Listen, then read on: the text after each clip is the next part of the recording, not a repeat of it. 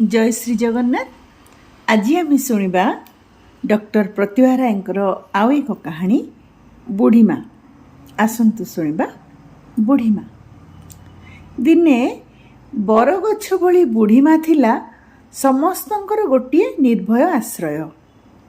देह खराप्रे मन खराप्रे भोकरे दुखरे भୟରେ द्वंद्वरे बुढ़ीमार अनाबिल ममता भरा सुकुमार स्पर्श ही थिला महौषधि। बुढ़ीमा को बाद देले संसार जे चले एक कथा भाबी हुए नहीं से काल। उदयर 10 वर्ष बयस जाए बुढ़ीमा कोल ही थिला शीत प्रत्युषर खरा पड़ुथुवा बारंडा, मध्याह्नर फूल फुटा प्रजापतिमय उद्यान, अपराह्नर गोधूली रंजित हर्ष मुखर खेल पड़िया, संज बुड़र कुहुक छुआ असरंती कहानी पेड़ी, आउ रातिर शांतिमय कौल निर्मल निदा माटीरे लिपा चटाणटीए। खाली उदय नुहे सबु नाती नातुणीक पई बुढ़ीमा थिला गोटे रक्षा कवच आउ आनंदर झुलामुणी। सारा दिन राति नपाहुणु राति अध जाए बुढ़ीमा समस्तंकु आवरी धरिथिबो, जंजाଳରେ धंदी होई जाउथुबो, आउ समस्तंक अंटीरे चूड़ा मुढ़ी मुआ उखुड़ा अजाड़ी देबा भली समस्तंक भितरे खुशी आनंद स्नेह प्रेम रहस्य रोमांच अजाड़ी देउथुबो। सेतेबेଳର बुढ़ीमा आउ आजिर बुढ़ीमा भितरे समयर व्यवधान मात्र 7-8 वर्षर, किंतु हृदयर व्यवधान जेमिति 100 वर्षर। 100 वर्षर कंक्रीट घरटाए भी बासोपयोगी होई रहे नहीं। बुढ़ीमा तो क्षणभंगुर रक्तमांसर शरीरधारिणी छार मनीषटी। से जदि आज काहारी आवश्यक नुहे से आश्चर्य हबार कौन अच्छी। 7 वर्ष तले बुढ़ीमा एवं गाँर घर छाड़ी उदयर बोऊ उदय को एवं तार अन्य भाई भौणी को धरी बापा चाकरी करुवा सहर को आसते। तापरे आउ सेमाने गाँ घरे रही नांती। सहर रे तियारी नुआ घरे रहिबा परे गाँ रे आउ रही हुए ना। शत्रुघ्न बाबू नुआ कार किणवा बेले थरे दुई थर गाँ को समस्ते जाइछंती एवं एका दिने के फेरी आछंती। आजिकाली आउ प्राय गाँ को जाई हुएनी। उच्च पदवी रे थिबारु शत्रुघ्न बाबू को समय हुए नहीं। तांको स्त्री निर्मला गाँ ना पड़िले घृणारे विरक्तिरे वितृष्णारे चिड़ी उठंती। पिलामानकर गाँ रे मन लगे नहीं, तेणु गाँ को जीवा आसिया प्राय बंद। बुढ़ीमा गाँर भंगा ददरा घरे माटी कामुड़ी पड़ी रही। मझिरे मझिरे टंका किछि किछि पठेई देई शत्रुघ्न बाबू कर्तव्य करुछंती भाबे आश्वस्ति हुअंती। आजिकाली महर्ग जुगरे सेतिकी भी केही करि पारु नाहंती। उदय शत्रुघ्न बाबूंको बड़ पुओ, तेणु बुढ़ीमार बेस चिन्हा। बड़ नाती प्रति सबु बुढ़ीमांकर टिके बोध हुए बेसी स्नेह भाव। उदय शत्रुघ्न बाबूंको बड़ पुओ, तेणु बुढ़ीमार बेस गेला। बड़ नाती प्रति सबु बुढ़ीमांकर टिके टिके बोध हुए बेसी स्नेह भाव, तेणु उदयर मध्य बुढ़ीमांक पई टिके अधिक भाव प्रवणता, अधिक दुर्बल ममता। ता छड़ा उदयर बाल्यकाल कटिछि बुढ़ीमार कानी तले।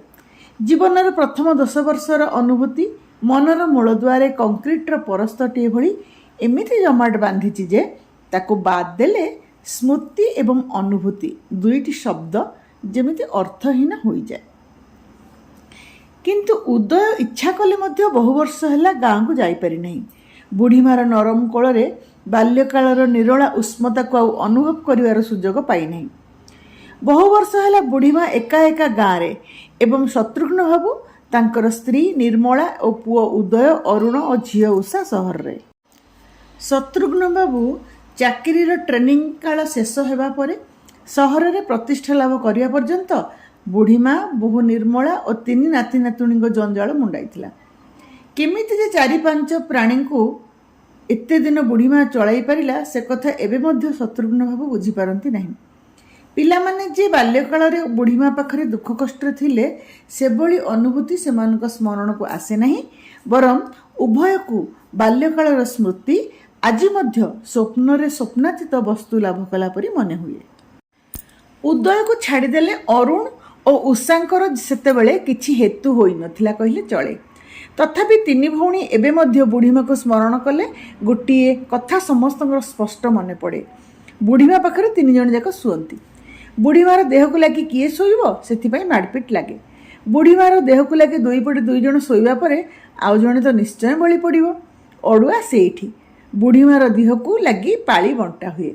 तेबे बुढ़ीमार पाखक लगी शोइबा जार जो दिन पाली पड़े नहीं ता मनरे से दिन सराग न थाए। तेबे उषा तो एक बार पिला गप कहानी बुझिया बयस हो न थाए। भाई मान सह बाद बसई गोटे जिद रे खाली बुढ़ीमार देह को लगी खुंदी होई शुए। शो शो छुट कर शोई पड़े। भाई दुहे यही सुजोग को अपेक्षा करथांती। उषा को निर्मला आसी आस्ते निज पाखक उठेई देवा परे उदय अरुण माँ कुकुड़ार दुई डेणा भितर कुकुड़ा छुआ भली जाकिजुकु ही पशिगला परी बुढ़ीमार दुई बाहुर उषुम त्रिकोण भितर पशि जाती। सेतिकिरे मध्य विवाद तुटे नहीं। बुढ़ीमा वर्तमान कहा आड़ को मुह कर गल्प कह ताहा ही समस्या हो ठिया हुए। शेष में बुढ़ीमा चित होई दुई नाती दुई हाथ में देह संगे जड़े धरी गल्प आरंभ करे एवं उदय अरुण बुढ़ीमार चिबुक धरी मुहटी को निज निज आड़ को थरे एपट को थरे सेपट को बुलाई देउथांती। बुढ़ीमार देहटी स्थिर होता है। मुहटी घंटार पेंडुलम भली एपट सेपट होता है।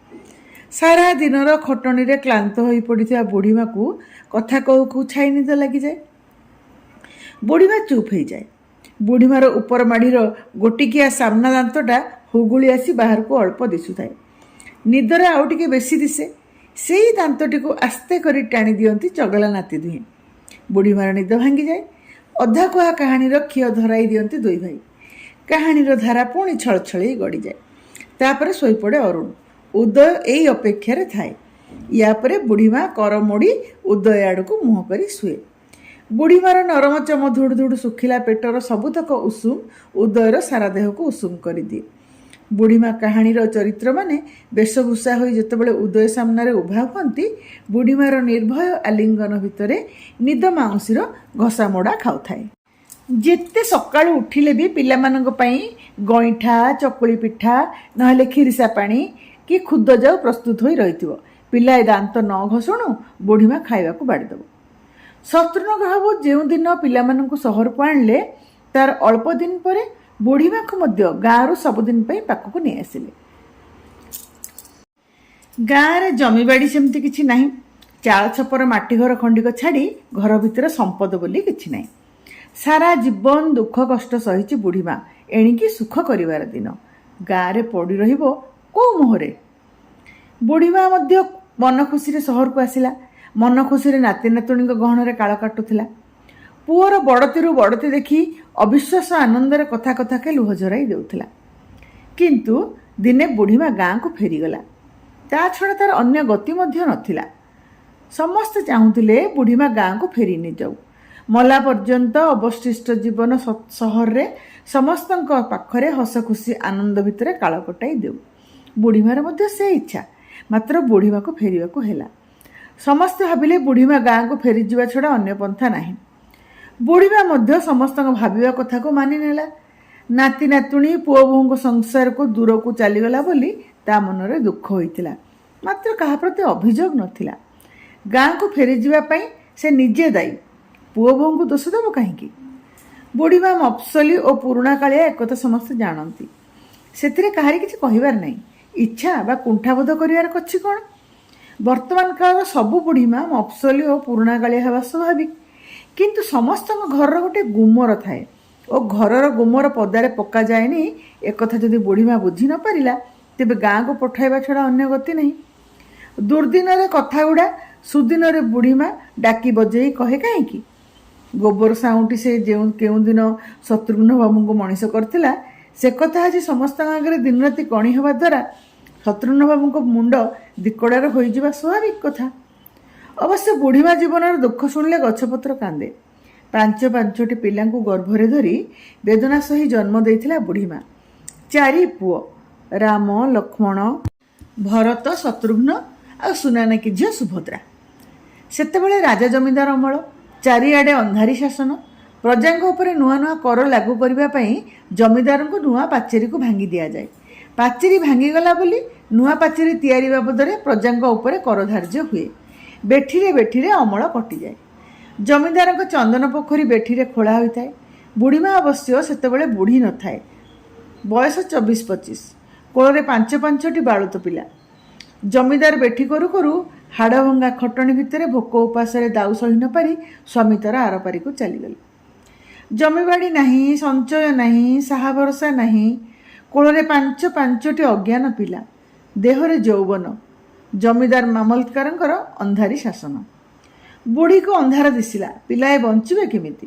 ଗରିବ ଦୁଃଖିନୀ ନିଃସହାୟ ସ୍ୱାମୀହରା ସ୍ତ୍ରୀଟିଏ, ଛୁଆରଙ୍କୁଣୀ ମାଟିଏ ହୋଇ ସେ ମୂଲ ଲାଗିଲା, ପତର ସାଉଁଟିଲା, ଗୋବର ଗୋଟେଇଲା, ନକରିବା କାମ କରିଲା। ତେବେ ବି କ'ଣ ଛୁଆଙ୍କୁ ବଞ୍ଚେଇ ପାରିଲା?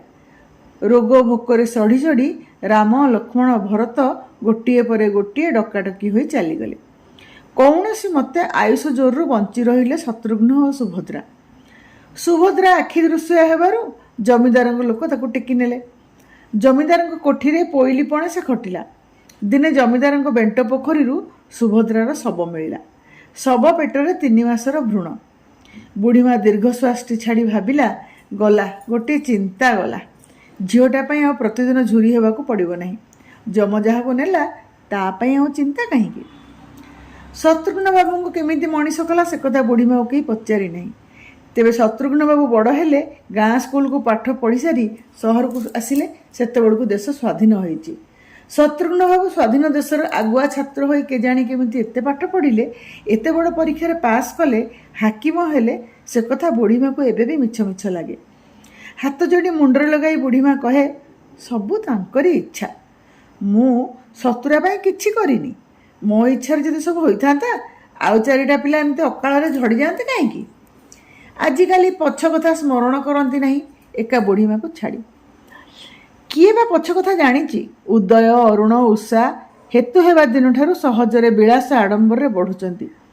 ବହୁ ନିର୍ମଳା ଜୀବନର 8-9ଟି ବର୍ଷ ଶାଶୁଙ୍କ ପାଖରେ ଗାଁରେ ରହି ଯେତିକି ଦୁଃଖ କଷ୍ଟ ଭୋଗିଥିଲେ, ବର୍ତ୍ତମାନ କଡ଼ା କ୍ରାନ୍ତି ହିସାବ କରି ସେତିକି ସୁଖ ଅୟସ କରୁଛନ୍ତି। ପଛ କଥା ସ୍ମରଣ କରିବା ପାଇଁ ତାଙ୍କର ଘୋର କୁଣ୍ଠା।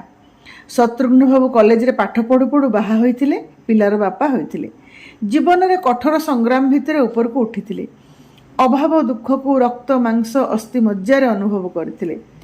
ଦୁଃଖ ଦିନର ସେ ସ୍ମୃତି ତାଙ୍କ ଅସ୍ଥି ମଜ୍ଜାରେ ଥିବ କି କ'ଣ, ବାହାରକୁ କିଛି ପ୍ରକାଶ ପାଏ ନାହିଁ। ଖାଲି ବୁଢ଼ୀମା ଆଜିକାଲି ସବୁ ସୁଖ ଭିତରେ ପୁରୁଣା କଥାକୁ ସ୍ମରଣ କରି ଭୁଟରୁ ଭୁଟରୁ ହେଉଥାଏ। କଥା କଥାକେ ସୁଖର ଝଲମଲ ଦର୍ପଣରେ ଦୁଃଖର ଛବିକୁ ଦେଖୁଥାଏ। ବୁଢ଼ୀମାଟା ମଫସଲି ମୂର୍ଖ, ଏ କଥାଟା ଆଜିକାଲି ସହରୀ ଲୋକଙ୍କ ପକ୍ଷେ ଲଜ୍ଜାଜନକ ହେଲେ ମଧ୍ୟ ସମସ୍ତେ ଚଳେଇ ନେଉଥିଲେ। ସେକାଳର ସବୁ ମଣିଷ ମଫସଲି ମୂର୍ଖ, ସେଥିରେ ଲଜ୍ଜା ହେଲେ ମଧ୍ୟ ମୁଣ୍ଡ ତିକଡ଼ାର ହୁଏ ନାହିଁ। ବୁଢ଼ୀମା ସମସ୍ତଙ୍କ ନାମକୁ ଅପଭ୍ରଂଶ କରି ଡାକେ, ତାକୁ ମଧ୍ୟ ଚଳେଇ ନେଉଥିଲେ। ବୁଢ଼ୀମାର ସ୍ୱର ଲମ୍ବେଇ ଶତ୍ରୁଘ୍ନକୁ ଡାକନ୍ତି, ସତୁରା, ମୋ ସତୁରିକିରେ। ନାତି ନାତୁଣୀ ଉଦୟ, ଅରୁଣ, ଉଷାଙ୍କୁ ଡାକନ୍ତି, ଉଦିଆ, ଅରୁଆ, ଓସି, ଓସିକିଲୋ ମୋର। ଆଉ ବୋହୁ ନିର୍ମଳାକୁ ଶ୍ରଦ୍ଧାରେ ଡାକନ୍ତି ନୀର। ଏସବୁ ଆଧୁନିକ ମଣିଷ କାନକୁ ଶ୍ରୁତିକଟୁ ହେଲେ ମଧ୍ୟ ବୁଢ଼ୀମାର ସରଳପଣିଆ ଭାବି ଚଳେଇ ନେଉଥିଲେ ସମସ୍ତେ। ବୁଢ଼ୀମା ସକାଳ ପହରକୁ ଶତ୍ରୁଘ୍ନ ବାବୁଙ୍କ କ୍ୱାର୍ଟର୍ସ ହତାସାରା ବୁଲି ବୁଲି ବାରମିଶା ଶାଗ ଓ ପିତା ଶାଗ ତୋଳୁଥିବ। ଶତ୍ରୁଘ୍ନ ବାବୁଙ୍କର ବାରମିଶା ଶାଗ ଓ ପିତା ଶାଗରେ ଭାରି ଶ୍ରଦ୍ଧା। ବୁଢ଼ୀମା ନଥିଲା ବେଳେ ବାରମିଶା ଶାଗ ତୋଳିବ କିଏ? ବୁଢ଼ୀମା ଏହିପରି ଭାବରେ ଖୁଣ୍ଟି ଖାଣ୍ଟି ଶାଗ ତୋଳି ଅଣ୍ଟିରେ ଭରିବା ଦୃଶ୍ୟଟି କ୍ୱାର୍ଟର୍ସ ହାତର ବୃକ୍ଷସଜ୍ଜା ବୃକ୍ଷରାଜି ମାଳି ଓ ଗେଟ୍ ପାଖରେ ଦରୁଆନ ସମେତ ସମସ୍ତ ପରିବେଶ ସହ ବେଶ ଖାପ ଛଡ଼ା ଓ ଦୃଷ୍ଟିକଟୁ ହେଲେ ମଧ୍ୟ ମାଙ୍କର ବାତ୍ସଲ୍ୟ ମମତା ଆଳରେ ସବୁ କଥାକୁ ସହି ନେଉଥିଲେ ସମସ୍ତେ। କିନ୍ତୁ ପଛପଟର ଗୁହାଳରୁ ଗୋବର ସଫା କରି ଚକଟି ଘରର ସଫେଦ ସୁନ୍ଦର ପ୍ଲାଷ୍ଟିକ ପେଣ୍ଟ ଦିଆ କାନ୍ଥରେ ଯେଉଁଦିନ ବୁଢ଼ୀମା ଫଡ଼ା ଫଡ଼ା ଘଷି ପାରିଲା, ସେଦିନ ଅବଶ୍ୟ କଥାଟା ଚଳେଇ ନେବାଠାରୁ ବଳେଇ ପଡ଼ିଲା। ଗୁହାଳ କାମ କରୁଥିବା ଲୋକ ଏବଂ ଶତ୍ରୁଘ୍ନ ବାବୁଙ୍କର ଅଫିସର ତଳିଆ କର୍ମଚାରୀମାନଙ୍କ ଭିତରେ ଗୋଟିଏ ଚାପା ଗୁଞ୍ଜରଣ ଖେଳି ଯାଇଥିଲା। ଶତ୍ରୁଘ୍ନ ବାବୁଙ୍କ ବୁନିଆଦି ନେଇ ଗୋଟିଏ ଅନାସ୍ଥା ଭାବ ନିଃଶବ୍ଦରେ ରୂପାୟିତ ହେଉଥିଲା। ଏଭଳି ପରିସ୍ଥିତିକୁ ମଧ୍ୟ ଚଳେଇ ନେଇଥିଲେ ଶତ୍ରୁଘ୍ନ ବାବୁ ଓ ନିର୍ମଳା। ବୁଢ଼ୀଙ୍କର କାମିକା ହାତ ଥୟ ହୁଏ ନାହିଁ ଓ ଯାହା ହେଲେ କିଛି କରି ପକାଏ, ଏଇ କୈଫତ ଦେଇ କଥାଟାକୁ ଉଡ଼େଇ ଦେଇଥିଲେ ସମସ୍ତେ। ମାତ୍ର ବୁଢ଼ୀମା ପ୍ରତି କଥାରେ ପଛ ଦିନର ଦୁର୍ଦ୍ଦଶା, ଅଭାବ, ଅନାଟନ, ଭୋକ ଦୁଃଖର କଥା ସ୍ଥାନ କାଳ ପାତ୍ର ନିର୍ବିଶେଷରେ ପ୍ରକାଶ କରିଦେବା ପରିସ୍ଥିତିଟାକୁ ଆଦୌ ବରଖାସ୍ତ କରିହେଲା ନାହିଁ। ଆଜି ଶତ୍ରୁଘ୍ନ ବାବୁ ଜଣେ ପଦସ୍ଥ ଅଫିସର। କେଉଁଦିନ ତାଙ୍କର ମା ପତର ସାଉଁଟିଥିଲେ, ଧାନ କୁଟୁଥିଲେ, ଏକଥା ଆଜି ସମସ୍ତେ ଜାଣନ୍ତୁ, ଏକଥା ବରଦାସ୍ତ କରିହେବ କିପରି? ଅବଶ୍ୟ ବୁଢ଼ୀମା ଜାଣି ଶୁଣି ପୁଅ ବୋହୂଙ୍କୁ ଅପଦସ୍ଥ କରିବା ପାଇଁ ଏପରି କରୁନଥିଲେ। ଅନାୟାସରେ ଭାବନା ପ୍ରକାଶ ପାଇଯାଉଥିଲା। କଥା ଚାପି ରଖିବା ତା ଭିତରେ ନିୟନ୍ତ୍ରଣ ଭିତରେ। ଆପଣମାନେ ଶୁଣୁଛନ୍ତି କାହାଣୀ ବୁଢ଼ୀମା। ଚାକରମାନେ ବଗିଚାର ବଡ଼ ବଡ଼ ଦେବଦାରୁ ଗଛର ବେତା ବେତା ଶୁଖିଲା ପତ୍ର ସଫା କରି ମ୍ୟୁନିସିପାଲିଟି ଡଷ୍ଟବିନ୍ରେ ପକାଇ ଦେଲା ବେଳେ ବୁଢ଼ୀମା ଦୀର୍ଘଶ୍ୱାସ ଛାଡ଼ି କହନ୍ତି, ଆହା, କେତେ ଶୁଖିଲା ପତ୍ର ନଷ୍ଟ କରିଦେଉଛ। ଦିନ ଥିଲା ଯେତେବେଳେ ଧୁ ଧୁ ଖରାବେଳେ ଟୋକେଇ ଝାଡ଼ୁ କରି ପରଲୋକଙ୍କ ତୋଟାରୁ ଶୁଖିଲା ପତ୍ର ସାଉଁଟିବାରେ ଦିନ ଯାଉଥିଲା। ଶୁଖିଲା ପତ୍ର ଦୁଇଟା ପାଇଁ କେତେ କଳିକଜିଆ, ଲାଞ୍ଛନା, ଅପମାନ ବି ସହିଛେ ଜୀବନରେ। ଶତ୍ରୁଘ୍ନ ବାବୁ, ନିର୍ମଳା ଓ ପିଲାମାନଙ୍କ ମୁହଁ ବି ଲଜ୍ଜାରେ କଳା ପଡ଼ିଯାଏ। ଚାକରମାନେ ଆଖି ଠରାଠରି ହସନ୍ତି। ବୁଢ଼ୀମାକୁ ଏଥିପାଇଁ ଘରେ ସମସ୍ତେ ମିଠା କଡ଼ା ଶୁଣାଇ ତାଗିଦ କରନ୍ତି ଯେପରି ଆଉ ଏପରି ନ କହିବା ପାଇଁ। ପିଲାଏ ଖାଇବା ଥାଳିରେ କିଛି ଖାଦ୍ୟ ପଦାର୍ଥ ଛାଡ଼ିଗଲେ ବୁଢ଼ୀମା ଦୀର୍ଘଶ୍ୱାସ ଛାଡ଼ି କହେ, କେତେ ଖାଇବା ଦର ଫୋପାଡ଼ୁଚରେ ପିଲାଏ। ପଚାର ତମ ବାପାକୁ, 2 ଓଳି ପେଟ ପୁରା ଭାତ ବି ଖାଇପାରେନି ଦିନେ ଦିନେ। ତୁଣ ଶାଗ କଥା ଛାଡ଼, ଗୁଡ଼ ଚିନି ତ ଅପୂର୍ବ ଜିନିଷ। ଓଷା ପର୍ବରେ ପିଠାପଣା କେଉଁଠୁ ମାଗି ଯାଚି ଆଣିଲେ ପାଟିରେ ବାଜେ। ରସଗୋଲା ଲଡ଼ୁ କେଜାଣି ସହରକୁ ଆସି ଚାଖିଥିବ। ତମେ ଯେମିତି ଦରବ ଫୋପାଡ଼ୁଛ, ସେତିକି ଦରବ ସେତେବେଳେ ମୋତେ ମିଳିଥିଲେ 4-4ଟା ପିଲା ବଞ୍ଚି ଯାଇଥାନ୍ତେ। ପେଟ ଶୁଖି ଶୁଖି ଛୁଆଗୁଡ଼ା ମୋର ଅକାଳରେ ଝଡ଼ି ପଡ଼ିଲେ। ଗଲା ଆସିଲା ସମସ୍ତଙ୍କ ସାମ୍ନାରେ ବୁଢ଼ୀମା ଶୁଁ ଶୁଁ କାନ୍ଦି ପକାଏ, ମୃତ ସନ୍ତାନମାନଙ୍କୁ ସ୍ମରଣ କରି। ଘରର ସମସ୍ତ ମୁହଁ ଏତେ ଟିକେ। ସାର୍ଟ ପ୍ୟାଣ୍ଟ ମନକୁ ନ ଆସିଲେ ପିଲାଏ ଯଦି ରୁଷିବେ, ବୁଢ଼ୀମା କହିବ, ପଚାର ତମ ବାପାକୁ, 12-14 ବର୍ଷ ଯାଏଁ ସାର୍ଟ କ'ଣ ଦେଖିନଥିଲା। 10 ବର୍ଷ ଯାଏଁ ବିନା ପ୍ୟାଣ୍ଟରେ ବୁଲୁଥିଲା। ସ୍କୁଲ ଗଲାବେଳେ ବାବୁ ଘର ପୁଅଙ୍କଠୁ ମାଗି ଆଣିଥିବା ପୁରୁଣା ପ୍ୟାଣ୍ଟ ଖଣ୍ଡରେ 2 ବର୍ଷ କଟେଇ ଦେଇଛି ପୁଅ ମୋର। କେବେ ଓଜର ଆପତ୍ତି କରିନାହିଁ। ଆହା, ଖଣ୍ଡେ ନୂଆ ପ୍ୟାଣ୍ଟ ସାର୍ଟ ଦେଇପାରିନି ପିଲାଦିନେ। ଶତ୍ରୁଘ୍ନ ବାବୁ ଚିଡ଼ି ଉଠନ୍ତି। ନିର୍ମଳା ତାତି ଯାଆନ୍ତି। ପିଲାଏ ବୁଢ଼ୀମା ଉପରେ ତୋଡ଼ କାଢ଼ି ତାକୁ ଚୁପ୍ କରିଦିଅନ୍ତି। ସମସ୍ତେ ମିଳିମିଶି ତାଗିଦ କରନ୍ତି। କି ଦରକାର ପଛ କଥାକୁ ଫେଣେଇବାରେ? ତାଦ୍ୱାରା ଆମର ମାନ ଇଜ୍ଜତ ଦିକଳାର ହୋଇଯାଉଛି ବୋଲି ବୁଝିପାରୁନୁ? ବୁଢ଼ୀମା ଦୁଃଖରେ କହେ, ଯେତେ ମନକୁ ବୁଝେଇଲେ ବି ଜମାରୁ ହେଜ ରହୁନି। ଅନ୍ତରରେ ଯେଉଁ ଦୁଃଖ ଟକମକ ହୋଇ ଫୁଟୁଛି ତାକୁ ଚାପି ରଖି ହେଉନି ରେ। ସେଥିରେ ଲଜ୍ଜା କ'ଣ? ଆମେ ଦୁଃଖରେ ଥିଲୁ। ଦୁଃଖ ପାଇବାର ଅର୍ଥ କ'ଣ ଚୋରି କରିବା ହେଇଛି ଯେ ସେଥିରେ ଲଜ୍ଜା? ହେଲା ଏବେ ଏଣିକି କେଉଁ କଥାରେ ପାଟି ଫିଟେଇବିନି। ହଁ, ସେଇ ଭଲ। ଖାଇବୁ, ପିନ୍ଧିବୁ, ରହିବୁ, ପାଟି ଖୋଲିବୁନି, ସମସ୍ତେ ଏକମତ ହୋଇ କହିଲେ। ବୁଢ଼ୀମା ପାଇଁ ଏଇ ନିୟମ ଧାର୍ଯ୍ୟ ହେଲା। ପ୍ରକୃତରେ ବୁଢ଼ୀମାର ପାଟି ଖୋଲିବା, କଥାବାର୍ତ୍ତା କରିବା କି ଦରକାର ପୁଅ ଶତ୍ରୁଘ୍ନର ସଂସାରରେ? ବୁଢ଼ୀମା ଆଉ ଏଣିକି ବଡ଼ ପାଟିରେ କିଛି କହେ ନାହିଁ। ଦିନସାରା ମନକୁ ମନ ଭୁଟରୁ ଭୁଟରୁ ହେଉଥାଏ। ପିଲାଏ ଖାଇ ବସିଲେ, ନିଜେ ଖାଇ ବସିଲେ ଖାଇବା ଜିନିଷକୁ ଚାହିଁ ଚାହିଁ ଭୁଣୁରୁ ଭୁଣୁରୁ ହୋଇ କହୁଥିବ, 70ଟା ଏମିତି ରୋଜଗାର ଯଦି କରିଥାନ୍ତା 4-4ଟା ଛୁଆ ମୋର ବଞ୍ଚି ଯାଇଥାନ୍ତେ। ନ ଖାଇ ମରିଗଲେ ପିଲାଏ ମୋର। ପୁଣି ମନକୁ ମନ ହସିବ, କହିବ, ମଲା ଯା, ୟା ବୋଲି 70 କ'ଣ ପେଟରୁ ପଡ଼ୁ ପଡ଼ୁ ରୋଜଗାର କରିଥାନ୍ତା? ସତରେ 70ଟା କେତେ କେତେ ପଇସା ରୋଜଗାର କରୁଛି। ଝିଅଟା ବଞ୍ଚିଥିଲେ ଭଲ ଘରେ ବାହା ହେଇଥାନ୍ତା, ସୁଖରେ ଯୁଗରାଇଜ କରିଥାନ୍ତା। କେଡ଼େ କଦର୍ଯ୍ୟ ହୋଇ ପୁଣି ମଲା ଶେଷରେ। କଥା କହୁ କହୁ ସୁ ସୁ ହୋଇ କାନ୍ଦିବ। ସାରା ଦିନ ଗଣଗଣିଆ ମାଛି ଭଳି ଗୁଣୁଗୁଣୁ ହେଉଥିବ। ଏ ଆହୁରି ବିରକ୍ତିକର। ସମସ୍ତେ ବିରକ୍ତ କଲେ। ଏଣିକି ଭୁଟରୁ ଭୁଟରୁ ବନ୍ଦ କର, ବହୁତ ହେଇଗଲା। ବୁଢ଼ୀମା ଏଥର ପୁରାପୁରି ଚୁପ୍।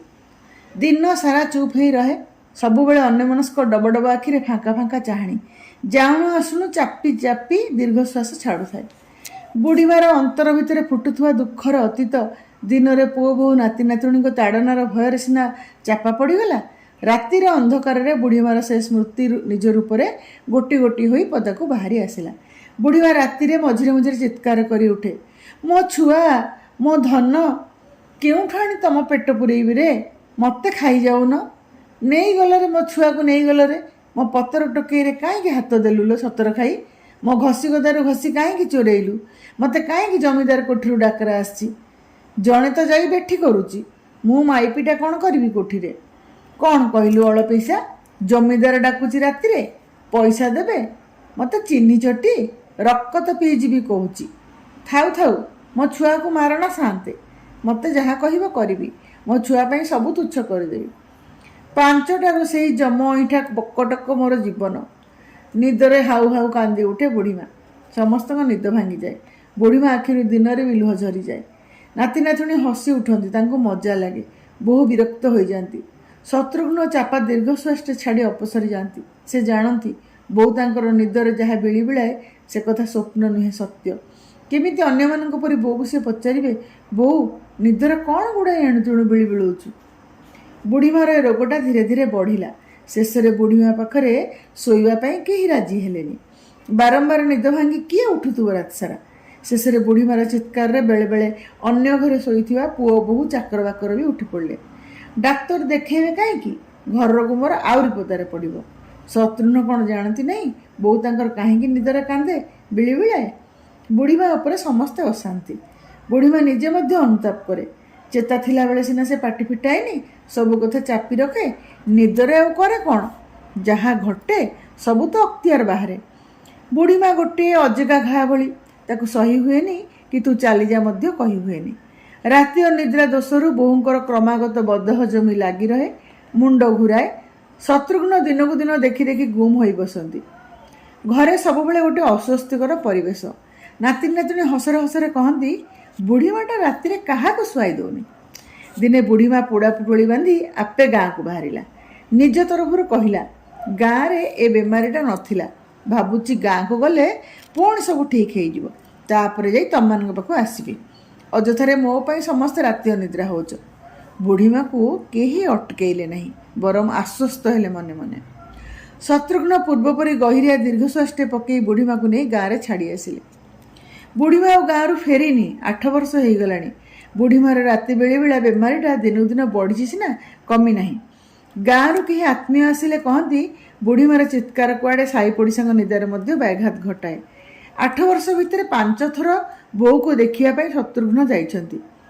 ସେଇଦିନ ସକାଳୁ ଯାଇ ସଞ୍ଜକୁ ଫେରି ଆସିଛନ୍ତି। ଗାଁରେ ରହିବା ପାଇଁ ସମୟ ନଥାଏ। ବୁଢ଼ୀମା ମଧ୍ୟ ବାଧ୍ୟ କରି ପୁଅକୁ ପୂର୍ବ ଭଳି ଅଟକାଇ ରଖେ ନାହିଁ, ବରଂ କହେ, ଗାଁରେ ଆଜିକାଲି ପରିବାପତ୍ର ମିଳେ ନାହିଁ, ମାଛ ମାଂସ ଘିଅ ଦୁଧ ମିଳେ ନାହିଁ, ଘରେ ଶୋଇବା ପାଇଁ ବିଛଣାପତ୍ର ନାହିଁ, କାହିଁକି ଗାଁରେ ରହି କଷ୍ଟ ପାଇବୁ? ନାତୁଣୀ ନାତୁଣୀଙ୍କ କଥା ଭିତରେ ଉଦୟ କଥାଟା ବେଶୀ ପଚାରି ହୁଏ। କହେ, ଉଦିଆଟାକୁ ଦେଖିବାକୁ ମନ ହୁଏ, ରାତିରେ ସ୍ୱପ୍ନ ଦେଖେ, କେଡ଼େଟିଏ ହେଲାଣି, ତାକୁ ଟିକେ ଆଣିବୁନୁ? ପୁଣି କ'ଣ ଭାବି ସ୍ୱର ଗହିରିଆକିରି କହେ, ଥାଉ, ପାଠ ପଢ଼ୁଛି, ଗାଁକୁ ଆସିଲେ ଚଗଲା ହେବ, ତାକୁ ଆଣିବୁନି। ଆସିଲେ ସେ କ'ଣ ଏକାଦିନକେ ଲୋଟିଯିବାକୁ ମଙ୍ଗିବ? ଦିନେ 2 ଦିନ ନିଶ୍ଚୟ ରହିଯିବ। ନିଚ୍ଛରେ ହଇରାଣ ହେବ ବାପ ପୁଅ ଦୁହେଁ। ଆଖି ଛଳ ଛଳ କରି ମୁହଁ ଫେରାଇ ନିଏ ବୁଢ଼ୀମା। ଅରୁଣ ଉଷା ବୁଢ଼ୀମାକୁ ଏତେ ଝୁରନ୍ତି ନାହିଁ। ଉଦୟ କିନ୍ତୁ ଝୁରି ହୁଏ ବୁଢ଼ୀମାକୁ। ସବୁଥର ଜିଦ୍ଦି କରି କହେ ବାପାଙ୍କ ସେ ଗାଁକୁ ଯିବ, ବୁଢ଼ୀମାକୁ ଦେଖିବ। ନିର୍ମଳା ଛାଡ଼ନ୍ତି ନାହିଁ। କହନ୍ତି, ଗାଁକୁ ଯିବୁ, ବଂଶୀ ପକେଇବୁ, ପୋଖରୀରେ ପାଣିରେ ବୁଡ଼ିବୁ, ପଖାଳ କାଞ୍ଜି ଖାଇବୁ, ବୁଢ଼ୀମାର ବିଳି ବିଳାରେ ରାତ୍ରି ଅନିଦ୍ରା ହେବୁ, ଆଉ ସିଆଡ଼ୁ ଆସି ମାସେ ବେମାର ପଡ଼ିବୁ, ମୋ ପ୍ରାଣ ଖାଇବୁ। ପରୀକ୍ଷାରେ ଗୋଲ ଆଳୁ ଚାଷ କରିବୁ। କ'ଣ ମହୁ ଲାଗିଛି ବୁଢ଼ୀମାଠି? ଉଦୟ ଗରଗର ହୋଇ ଭାବେ, ମହୁ ଲାଗିଛି କଥାରେ କହି ହୁଏନି, ମନରେ ଅନୁଭବ କରିହୁଏ। ଗାଁରେ ସେଇ ମାଟି ଘର, କଂସା ବାସନରେ ଦହଡ଼ ଭାତ, ମୁଗ ଡାଲି, ଚୁନା ମାଛ ଝୋଳ, ସାଙ୍ଗସାଥି, ପିଜୁଳି ଗଛ, ଆମ୍ବୁଲ ହାଣ୍ଡି, ପୋଖରୀ ପାଣିରେ ଶିଙ୍ଗି ବୁଡ଼ା, ଆଉ ବୁଢ଼ୀମାର ସୁହାଗ ମିଶା 10 ବର୍ଷ ବୟସର କୋମଳ ସ୍ମୃତିରୁ କି ମହୁ ଝରୁଥାଏ, ତା କେମିତି ବୁଝେଇବ ଉଦୟ? ବୁଢ଼ୀମାର ସ୍ମୃତିରୁ ମହୁ ଝରୁଥାଏ, ଉଦୟ ବୁଢ଼ୀମାକୁ ଝୁରି ହେଉଥାଏ। ଏମିତି କଟିଗଲା ବର୍ଷ ପରେ ବର୍ଷ, 8 ବର୍ଷ। ଉଦୟର ସ୍କୁଲ ଜୀବନର ଶେଷ ପରୀକ୍ଷା ସରିଲା। ହାତରେ ଲମ୍ବା ଛୁଟି। ବାପାଙ୍କୁ କହି ବୋଉକୁ ଫୁସିଲା ଫୁସିଲି କରି ଉଦୟ ବୁଢ଼ୀମାକୁ ଦେଖିବାକୁ ଯିବା ପାଇଁ ବାହାରିଲା। ପୁଅ ଆଣିକି ବଡ଼ ହେଲାଣି, ନିର୍ମଳା ଆଉ ତାକୁ ଅଟକେଇ ପାରିଲେ ନାହିଁ। ଗଲାବେଳେ ପୁଅକୁ ଉପଦେଶ ଦେଲେ, ରାତିରେ ବଡ଼ ବାପାଙ୍କ ଖଞ୍ଜାରେ ଯାଇ ଶୋଇବୁ। ବୁଢ଼ୀମା ପାଖରେ ଶୋଇଲେ ରାତି ଅନିଦ୍ରା ହୋଇ ଦେହ ଖରାପ ହେବ। ବେଶୀ ଦିନ ରହିବୁନି ଗାଁରେ। ଏ ଭିତରେ ବୁଢ଼ୀମା ବେଶୀ ବୁଢ଼ୀ ହୋଇଯାଇ ବୟସ ଭାରରେ ନଇଁ ପଡ଼ିଥିଲା। ଆଗ ଅପେକ୍ଷା ଛୋଟଟିଏ ଦିଶୁଥିଲା। ଉଦୟ କିନ୍ତୁ ବୟସ ଛୁଆରେ ବଡ଼ ହୋଇଯାଇଥିଲା। ଆଗ ଅପେକ୍ଷା ଡେଙ୍ଗାଟା ଦିଶୁଥିଲା। ବୁଢ଼ୀମା ଅଣ୍ଟାରେ 2 ହାତ ଭରା ଦେଇ ବେକ ଟେକି ଉଦୟକୁ ଚାହିଁଲା। ଉଦୟ ଗଜା ଗଛ ପରି ସଳଖ ହୋଇ ଠିଆ ହୋଇ ବେକ ଝୁଙ୍କେଇ ବୁଢ଼ୀମାକୁ ଚାହିଁଲା। ବୁଢ଼ୀମା ଆନନ୍ଦରେ ଗଦଗଦ ହୋଇ ଥରଥର ସ୍ୱରରେ କହିଲା, ଦେହରେ ମାଂସ ପଳେ ନାହିଁ, ଏଣେ ଏଡ଼େ ଡେଙ୍ଗାଟା ହେଇଚୁରେ ଉଦିଆ, ବାପାଠୁ ବି ଠେକ ହେଇଗଲୁଣି ପରା। ଉଦୟ ଗମ୍ଭୀରା ସ୍ୱରରେ କହିଲା, ତୁ କେଡ଼େ ସାନଟାଏ ହେଇଗଲୁଣି ବୁଢ଼ୀମା, ମୁଁ ବଡ଼ ହେଇଯାଉଛି, ତୁ ସାନ ହେଇଯାଉଛୁ, ଏଥର ତୁ ମୋ କଥା ମାନି ଚଳିବୁ। ଉଦୟ ହସିଲା ଆନନ୍ଦରେ। ବୁଢ଼ୀମା ଆଚମ୍ବିତ ହୋଇଯାଇ କହିଲା, ମଲା ମଲା, ତୋର ସେ ବୀଣା ବାଜିଲା ଭଳି ଚାଇଁ ଚାଇଁ ସ୍ୱର କୁଆଡ଼େ ଗଲାରେ ଉଦିଆ, ବାପଠାରୁ ବି ଦେଖି ଘଗଡ଼ା ସ୍ୱରଟା କୋଉଠୁ ଆଣିଲୁ ବା। ଉଦୟ ବୁଢ଼ୀମାକୁ ଆଦରେ କୁଣ୍ଡେଇ ଧରି କହିଲା, ବୁଢ଼ୀମା, ତୋ ସ୍ୱରଟା ବି ଏମିତି ଥରୁ ନଥିଲା ତ ଆଗରୁ ଏତେ ଥୁରୁଥୁରୁ ନଥିଲୁ ତ ତୁ। ମଲା ବୁଢ଼ୀଟା, ମୋ କଥା ଛାଡ଼ରେ ଉଦିଆ, ତୋ କଥା କହ, କେଉଁଦିନ ଫେରିଯିବୁ? ଆଜି ସଞ୍ଜ ବସ୍ରେ ଟି? ବୁଢ଼ୀମା ପଚାରିଲା। ଉଦୟ ସ୍ଥିର କଣ୍ଠରେ କହିଲା, ପୁରା ମାସେ ରହିବି ତୋ ପାଖରେ, ବାପା ବୋଉଙ୍କୁ କହି ଆସିଛି। ସତେ? ବୁଢ଼ୀମାର କଣ୍ଠସ୍ୱର ବିସ୍ମୟ ପୁଲକରେ ଆହୁରି ଥରି ଉଠିଲା। ପରକ୍ଷଣରେ କ'ଣ ଭାବି କହିଲା, ନାଇଁରେ ଉଦ, ଗାଁରେ ଆଜିକାଲି ରହିବା ଖାଇବା ଭାରି ଅସୁବିଧା, ତମେ ସହରିଆ ଛୁଆ, ଚଳିପାରିବନି, କାହିଁ କେତେଦିନ ରହିବୁ? ରହିବି କହିଛି, ରହିବି। ହଉ ଖାଇବାକୁ ଦେ, କ'ଣ ରଖିଛୁ? ଉଦୟ ବୁଢ଼ୀମାକୁ କୁଣ୍ଡେଇ ଧରି ରୋଷେଇ ଘରେ ପଶିଲା। ନାତି ଯେ ଜୋତା ପିନ୍ଧି ରୋଷେଇ ଘରେ ପଶିଗଲା, ବୁଢ଼ୀମାକୁ ଦୃଶ୍ୟ ହେଲା ନାହିଁ, କି ଜାଣି ଜାଣି ବୁଢ଼ୀମା ନ ଦେଖିଲା ଭଳି ରହିଲା, ବୁଝା ପଡ଼ିଲା ନାହିଁ। ଦିନଟା ମହୋତ୍ସବ ଭଳି କଟିଗଲା ବୁଢ଼ୀମାର ନାତିର। ଦିହେଁ ଯେମିତି ଚାହୁଁଥିଲେ ରାତି ନ ଆସୁ, ନିଦ ନ ଆସୁ, ସ୍ୱପ୍ନରେ ବୁଢ଼ୀମା ଜୀବନର ସତକଥାର ସ୍ମୃତି ନ ଆସୁ, ବୁଢ଼ୀମାର ଚିତ୍କାର ନ କରୁ, ନ କାନ୍ଦୁ, ନିଦରେ କଷ୍ଟ ନ ପାଉ, ନାତିର ନିଦରେ ବ୍ୟାଘାତ ନ ଘଟୁ। ବୁଢ଼ୀମା ଭାବୁଥିଲା ନାତି କଷ୍ଟ ନ ପାଉ, ନାତି ଭାବୁଥିଲା ବୁଢ଼ୀମା କଷ୍ଟ ନ ପାଉ। ଉଦୟ କହିଲା, ଆଜି ରାତିଟା ଗପ କରିବା ବସି ବସି, ତୁ ଶୋଇବୁନି କି ମୁଁ ଶୋଇବିନି, ମୁଁ ସହର କଥା ଗପିବି, ତୁ ଗାଁ କଥା ଗପିବୁ। 8 ବର୍ଷର କ'ଣ କଥା କମ୍ ହେଇଛି? ବୁଢ଼ୀମା ମୁରବୀ ପଣିଆରେ କହିଲା, ବାଇଆ ହେଲୁ, ଦିହ ବିଗାଡ଼ିବୁ, ଯା ଯା ବଡ଼ ବାପା ଖଞ୍ଜାରେ ଶୋଇବୁ, ତୋ ପାଇଁ ତାଙ୍କ ଘର ପଲଙ୍କ ଉପରେ ବିଛଣା କରିଛି, ଆମ ଘରେ ସନ୍ତସନ୍ତିଆ ମାଟି ଚଟଣାରେ ଶୋଇଲେ ଭୁସ୍ କିନା ଶେଳସ ଧରି ପକେଇବ, ଅଭ୍ୟାସ ଛାଡ଼ିଗଲାଣି କି ନା। ଉଦୟ ବୁଝିଲା ବୋଉ ତାର ଚିଠି ଲେଖି ଏ ବ୍ୟବସ୍ଥାଟି ଆଗରୁ କରାଇ ରଖିଛି। ଉଦୟ ଜିଦିଆ ଢଙ୍ଗରେ କହିଲା, ଆମର ଘରେ ମୁଁ ଶୋଇବି, ମୋ ପାଇଁ ଏଇଠି ବିଛଣା ପକା, ୟା ତା ଘରେ ଶୋଇବାକୁ ମୁଁ ଆସିଛି। ହଉ ହଉ କହି ବୁଢ଼ୀମା ମଝି ଘରେ ହେଁସ ପରି ତା ଉପରେ 3ଟା କନ୍ଥା ପକେଇଲା। କନ୍ଥା ଉପରେ ସଫା ଲୁଗା ଖଣ୍ଡେ ଦିଭାଙ୍ଗ କରି ଚିକଣ କରି ପକେଇ ହାତରେ ସାଉଁଳେଇ ସାଉଁଳେଇ ସମାନ କରିଦେଲା। ମଇଳା ମୁଚୁଳା ଉପରେ ସଫା କନା ଖଣ୍ଡେ ବାନ୍ଧି ଗଣ୍ଠି ପକେଇଲା। ଗଣ୍ଠି ପଟଟି ତଳକୁ ରଖି ମୁଚୁଳାଟି ମୁଣ୍ଡ ପାଖରେ ଥୋଇଲା। କହିଲା, ଶୋଇପଡ଼, ମୁଁ ସେ ଘରେ ଶୋଇବି। କାହିଁକି ମୋ ପାଖରେ ଶୋଉନୁ, ଆଗେ ଯେମିତି ଶୋଉଥିଲୁ? ଉଦୟ କହିଲା। ବୁଢ଼ୀମା ହସି ଉଠି ଓଠ ଥରେଇ କହିଲା, ଆଗେ ତୁ ବିଛଣାରେ ମୁତୁଥିଲୁ, ଏବେ ମୁଁ ବୁଢ଼ୀ ହେଲିଣି, ହୋସ୍ ରହୁନି, ନିଦରେ ତୁ ସହିବୁ? ଉଦୟ ଜିଦି କରି କହିଲା, ହଁ ସହିବି, ଶୁଅ ମୋ ପାଖରେ। ନାଇଁ ରେ, ସେ କଥା ନୁହେଁ, ସେ ଘରେ ନ ଶୋଇଲେ ମୂଷାମାନେ ଓଳିଆରେ ଦାନାଟିଏ ରଖିବେନି, କଖାରୁ ପାଣି କଖାରୁ ପୋରି ଖାଇଯିବେ, ସକାଳୁ ଦେଖିବୁ କେତେ ମୂଷା ମାଟି, ମୁଁ ପରା ସବୁଦିନେ ସେଇ ଘରେ ଶୋଉଛି। ବୁଢ଼ୀମା ଉତ୍ତରକୁ ଅପେକ୍ଷା ନ କରି ଚାଲିଗଲା। କବାଟ ଆଉଜେଇ ଦେଲା, ଡିବିରି ଲିଭେଇ ଦେଲା। ଉଦୟ ଆଖିରେ ନିଦ ନାହିଁ, ସେ ଜାଣେ ତା ନିଦରେ ବ୍ୟାଘାତ ସୃଷ୍ଟି ନ କରିବା ପାଇଁ ବୁଢ଼ୀମାର ଏତେ ଯତ୍ନ, ଏତେ କାଇଦା। ଉଦୟ ଅଧରାତି ଯାଇ ଚାହିଁଲା, କିଛି ସ୍ୱର ଶବ୍ଦ ନାହିଁ, ବୁଢ଼ୀମା ଶୋଇପଡ଼ିବଣି। ଆଜିକାଲି କ'ଣ ବିଳିବିଳି ନାହିଁ। କେତେବେଳେ ଉଦୟକୁ ଘମାଘୋଟ ନିଦ ଲାଗିଗଲା। ନିଦ ଭାଙ୍ଗିଲା ବେଳକୁ ସକାଳ ଖରା ଖିଡ଼ିକି ଦେଇ ତା ବିଛଣାରେ ଉଷୁମ ପୁଣି ଦେଇଛି। ବୁଢ଼ୀମା ଅଧେ ଦିନର କାମ ସାରିଲାଣି। ଲାଗ ଲାଗ 4 ରାତି ଉଦୟ ଘମାଘୋଟ ନିଦରେ ଶୋଉଛି। ବୁଢ଼ୀମାର ସ୍ୱର ଶବ୍ଦ ନାହିଁ ରାତିରେ। ବୁଢ଼ୀମାକୁ ଏଥର ସହରକୁ ନେଇଗଲେ ଆଉ କାହାର ଅସୁବିଧା ହେବନି। ବୁଢ଼ୀ ହେଲାଣି, ଏକା ରହିବା ଠିକ୍ ହେବନି। କେତେବେଳେ କେଉଁ କଥା। ଉଦୟ ଏଣିକି ନିଦକ ହୋଇ ଶୋଇଲା। ବାପାଙ୍କୁ ଚିଠି ଲେଖିଲା, ବୁଢ଼ୀମାକୁ ସାଙ୍ଗରେ ନେଇ ଫେରିବ। ବୁଢ଼ୀମାକୁ ହଠାତ୍ କାଶଟା ଧରି ପକାଇଲା। କାଶି କାଶି ଦୁହିଁ ହୋଇଯାଏ ତାର ପିଞ୍ଜରା, କଫରେ ଘଡ଼ ଘଡ଼ ହୁଏ। ରାତିରେ କିନ୍ତୁ କାଶ ଶବ୍ଦ ଶୁଭେ ନାହିଁ। ଦିନ ସାରା ଲଟେଇ ଲଟେଇ ଝିଙ୍କାରି ବୋହି କାଶୁଥାଏ, ବେହାଲ ହୋଇଯାଉଥାଏ। ରାତିରେ ଛୁଟ୍ କରି ଶୋଇପଡ଼େ କେମିତି? ଉଦୟର ନିଦରେ ବ୍ୟାଘାତ ହେବ ବୋଲି କାଶର କଷ୍ଟକୁ ଚାପି ରଖେ, ତା କ'ଣ ସମ୍ଭବ? ବୁଢ଼ୀମା ଦେହରେ ଜ୍ୱର ବି ରହୁଥାଏ। ସେଦିନ ରାତି ଅଧରେ ଉଦୟ ପାଦ ଚିପି ଚିପି ବୁଢ଼ୀମାକୁ ଦେଖିବା ପାଇଁ ବୁଢ଼ୀମା ଘରେ ପଶିଲା। ଘରେ କେହି ନାହାନ୍ତି, ବୁଢ଼ୀମାର ବିଛଣା ବି ନାହିଁ। ବୁଢ଼ୀମା ଅଧରାତିରେ ଗଲା କୁଆଡ଼େ? ଉଦୟ ବୁଢ଼ୀମା ହୁରି ପକେଇ ଜହ୍ନ ଆଲୁଅରେ ବୁଢ଼ୀମାକୁ ଅଗଣା ବାରି ଏ ଘର ସେ ଘର ଖୋଜିଲା। ଢିଙ୍କି ଚାଳିଆ ଖୋଜିଲା, ଅଗଣାଠାରୁ ଦୂର ଛଡ଼ା ହୋଇ ଗୁହାଳ। ସକାଳ ଆଡ଼ୁ ଖୁଁ ଖୁଁ ଚାପା କାଶର ଶବ୍ଦ ଆସୁଛି ଗୁହାଳ ଆଡ଼ୁ। ଏତେ ରାତିରେ ବୁଢ଼ୀମା ଗୁହାଳକୁ କାହିଁ ଯାଇଛି? ବାଛୁରୀ ଫିଟି ଯାଇ କାଳେ କ୍ଷୀର ପିଇଯିବ, ନାତି ପାଇଁ କ୍ଷୀର ଟିକେ ହେବନି। ସେଇଥିପାଇଁ ବୁଢ଼ୀମା କ'ଣ ରାତିରେ ଉଠି 10 ଥର ଗୁହାଳକୁ ଆସି ବାଛୁରୀ ଖୁଣ୍ଟରେ ପଘାଣ ଡାଳୁଛି? ଉଦୟ ଗୁହାଳ ପାଖରେ ଛିଡ଼ା ହେଲା। ଝାଟି ମାଟିରୁ ଗୁହାଳ ବାରଣ୍ଡାରେ ଗୋଟିଏ କୋଣରୁ ମେଞ୍ଚାଟିଏ ହୋଇ ବୁଢ଼ୀମା ଶୋଇଛି। ଖୁଁ ଖୁଁ କାଶୁଛି। ପୋଖରୀ କୂଳିଆ ଥଣ୍ଡା ପବନରେ ଥରଥର କମ୍ପୁଛି। ଥରା କାଶ ଭିତରେ ରହି ରହି ପୂର୍ବ କଥା ବେଳିବିଳଉଛି, କାନ୍ଦୁଛି, ଚିତ୍କାର କରୁଛି। ବୁଢ଼ୀମାର ପୂର୍ବ ରୋଗ ଯେମିତି ଥିଲା ସେମିତି ଅଛି। ନାତିର ନିଦରେ ବ୍ୟାଘାତ ହେବ ବୋଲି ବୁଢ଼ୀମା 8 ଦିନ ହେଲା ଗୁହାଳ ବାରଣ୍ଡାରେ ଶୋଇ ଜୋରରେ କାଶରେ କଫରେ ସଢ଼ୁଛି। ଉଦୟ ବୁଢ଼ୀମାକୁ କୁଣ୍ଢେଇ ଧରି କାନ୍ଦିଲା ସ୍ୱରରେ କହିଲା, ବୁଢ଼ୀମା, ଏ କ'ଣ କରୁଛୁ? ମୁଁ ଟିକେ ଶାନ୍ତିରେ ଶୋଇବି ବୋଲି ତୁ ମାରିବାକୁ ଆସିଛୁ? ଧଡ଼ପଡ଼ ହୋଇ ଉଠିଲା ବୁଢ଼ୀମା। କନାପଟା ଗୋଟେଇ ଥୁରୁଥୁରୁ ହୋଇ ଖଞ୍ଜା ଆଡ଼କୁ ମୁହାଁଇଲା। କିଛି ନ ଜାଣିଲା ଭଳି କହିଲା, ବାଛୁରୀଟା ଭାରି ହମ୍ବାଳିଲା ଯେ ଦେଖିବାକୁ ଆସିଥିଲି। ହାଲିଆ ଲାଗିଲା ଯେ ପିଣ୍ଡାରେ ଟିକେ ଅଣ୍ଟା ଡେରି ଦେଇ ବସୁ ବସୁ କାଳ ନିଦ ଲାଗିଗଲା। ବୁଢ଼ୀହଲାର ନିଦ ବି ଭଲ ମାନୁନି। ଭାଡ଼ି ଉପରେ ଅଳିଆ ଥୁଆ ହୋଇଥିବା ଘରେ ପଶି ବୁଢ଼ୀମା କବାଟ କିଳିଲା।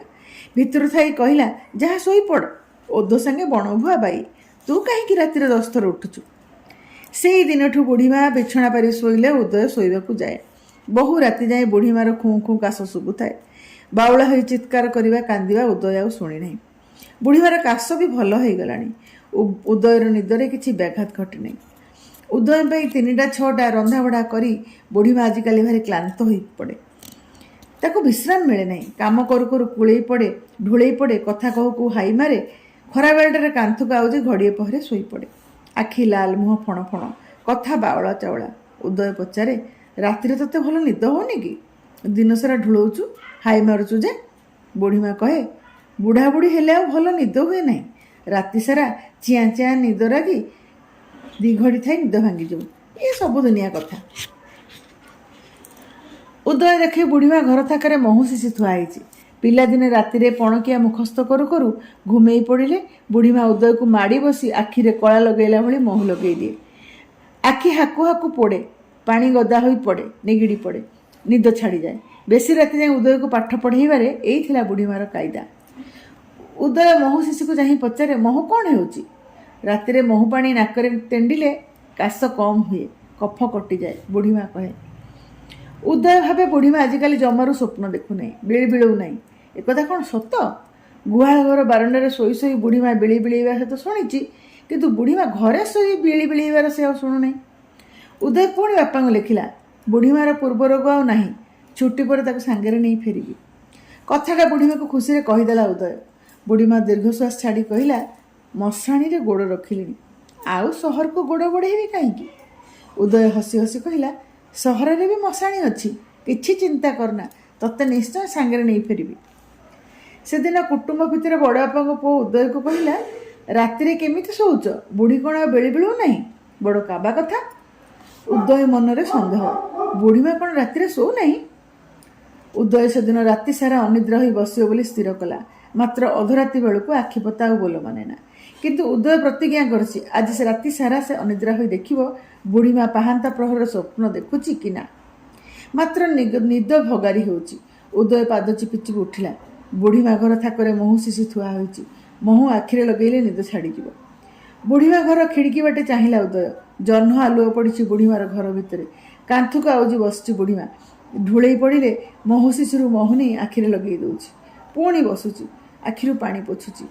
ଉଦୟ ସ୍ତବ୍ଧ ହେଇଗଲା। 70 ବର୍ଷର ବୁଢ଼ୀମା 7 ବର୍ଷର ନାତିକୁ ଶାନ୍ତିରେ ଶୋଇବାକୁ ଦେବା ପାଇଁ ଏ କି କୁଚ୍ଛ ସାଧନା।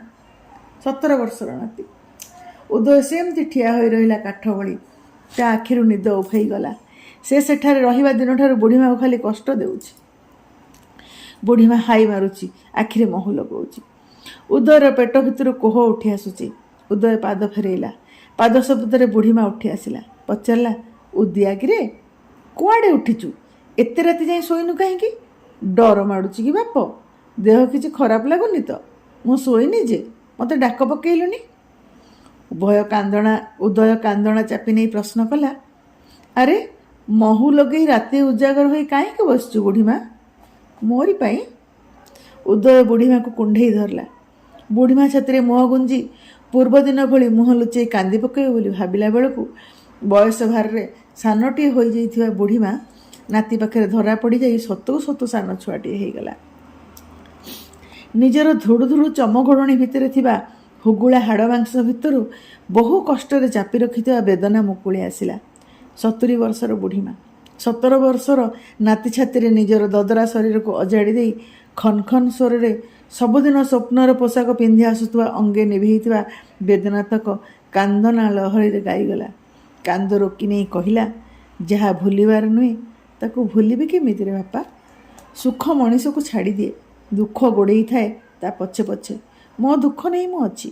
ତୋ ବାପାକୁ କିଛି କହିବୁନି, ସେ ଦୁଃଖ ପାଇବ। ଯା ଶୋଇବୁ ଯା, ରାତି ଅନିଦ୍ରା ହେଲେ ଦେହ ଖରାପ ହେବ ଯେ। ବୁଢ଼ୀମା ପୁଣି ବୁଢ଼ୀମା ପାଲଟିଗଲା। ଘରେ ପଶି କବାଟ କିଳିଲା। ତା ପରଦିନ ଉଦୟ ବୁଢ଼ୀମାଠାରୁ ବିଦାୟ ନେଇ ସହରକୁ ଫେରିଗଲା। ବୁଢ଼ୀମାକୁ ସାଙ୍ଗରେ ଯିବା ପାଇଁ ଡାକିଲା ନାହିଁ। ବୁଢ଼ୀମା ତାକୁ ଛୁଟି ପୁରିବା ଯାଏଁ ରହିବା ପାଇଁ ଅଟକେଇଲା ନାହିଁ। ଉଦୟ ବିଲବାଟ ଦେଇ ଚାଲି ଚାଲି ବସ୍ଷ୍ଟାଣ୍ଡକୁ ଯାଉଥାଏ। ଗାଁ ମୁଣ୍ଡ ହାଣ୍ଡିଦିଆ ବରଗଛ ମୂଳେ ଠିଆ ହୋଇ ଗୋଟିଏ ହାତ ଅଣ୍ଟାରେ ଭରା ଦେଇ ଆର ହାତରେ ଆଖିକୁ ସୂର୍ଯ୍ୟାଲୋକରୁ ରକ୍ଷା କରି ବୁଢ଼ୀମା ଉଦୟର ଫେରନ୍ତା ଚେହେରାକୁ ଚାହିଁଥାଏ। ପେଜୁଆ ଆଖିରୁ ଧାର ଧାର ଲୁହ ଝରି ଯାଉଥାଏ। ଉଦୟର ଦୃଢ଼ ଧାରଣା ହେଉଥାଏ ବୁଢ଼ୀମା ସଙ୍ଗେ ଏଇ ଶେଷ ଦେଖା, ଏଇ ଶେଷ। ଧନ୍ୟବାଦ।